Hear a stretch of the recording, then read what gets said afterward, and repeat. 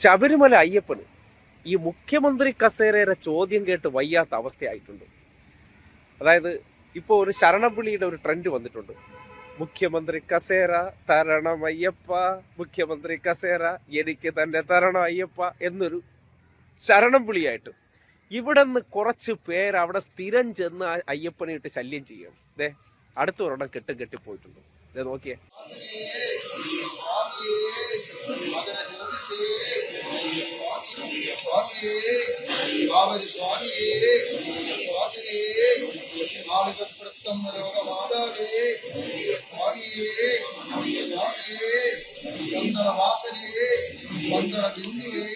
PR പണിയാണ്. അതായത് സാധാരണഗതിയിൽ നേരത്തെയും പറഞ്ഞിട്ടുണ്ട്, വിശ്വാസമൊക്കെ മനുഷ്യനെ സംബന്ധിക്കുന്നിടത്തോളം അവൻ്റെ ഒരു മാനസികമായിട്ടുള്ള കാര്യം അല്ലെങ്കിൽ അവൻ്റെ പേഴ്സണൽ കാര്യമാണ്.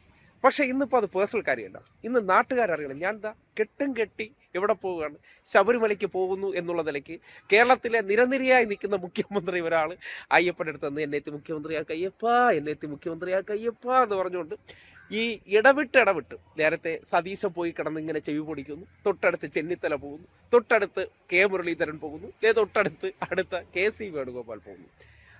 ഈ ഒരു മണ്ഡല കാലഘട്ടത്തിൽ അയ്യപ്പ ഏറ്റവും കൂടുതൽ കേട്ടതാണ് എന്നെ എത്തി മുഖ്യമന്ത്രിയാക്കണേ, ഞാൻ എന്തൊരു വേണോ ചെയ്യാമേ എന്നുള്ള പ്രാർത്ഥന. അതായത് പതിവില്ലാതെ എന്താണ് പ്രശ്നമെന്ന് ഇപ്പം അയ്യപ്പ ആലോചിച്ചുകൊണ്ടിരിക്കുക, ഇതെന്താണ് മുഖ്യമന്ത്രി കസേര എനിക്ക് വേണമെന്നുള്ള ഒരു പ്രത്യേകതരം പ്രാർത്ഥന കേൾക്കുന്നത്. കേരളത്തിലെ കോൺഗ്രസ്സുകാരുടെ ഓരോരോ പരിപാടി നോക്കണേ. ജനങ്ങൾക്കിടയിൽ നമ്മൾ പ്രവർത്തിച്ചാണ് ആ ഒരു കസേരയിലേക്ക് നമ്മൾ എത്തേണ്ടത്. പക്ഷെ ജനങ്ങളെ കുപ്പിയിലിറക്കുക, ഈ പറയുന്ന ഈ കെട്ടിപ്പോണ് അല്ലെങ്കിൽ അയ്യപ്പൻ്റെ അടുത്ത് പോകുന്നു, ഇത് ഈ നാട്ടിൽ ഇവർ മാത്രമാണോ പോകുന്നത്? പലരും പോകുന്നുണ്ടല്ലോ. ആരെങ്കിലുമൊക്കെ അതുപോലെ ഞാൻ പറഞ്ഞ അവിടെ ചെന്നൊരു ഫോട്ടോ കേട്ടിട്ട് ഞങ്ങൾ ശബരിമല ദർശനം നടത്തിയെന്ന് പറഞ്ഞാൽ കുഴപ്പമില്ല. ഇതെല്ലാം ഞാൻ ആചാര അനുഷ്ഠാനങ്ങൾ കൃത്യം ചെയ്യുന്നതെന്ന് PR-കാർക്ക് പൈസ കൊടുത്ത് വീഡിയോ എടുത്ത് ഇങ്ങനെ പ്രചരിപ്പിക്കുന്നുണ്ടെങ്കിൽ എന്താണ് അതിൻ്റെ ഉദ്ദേശം?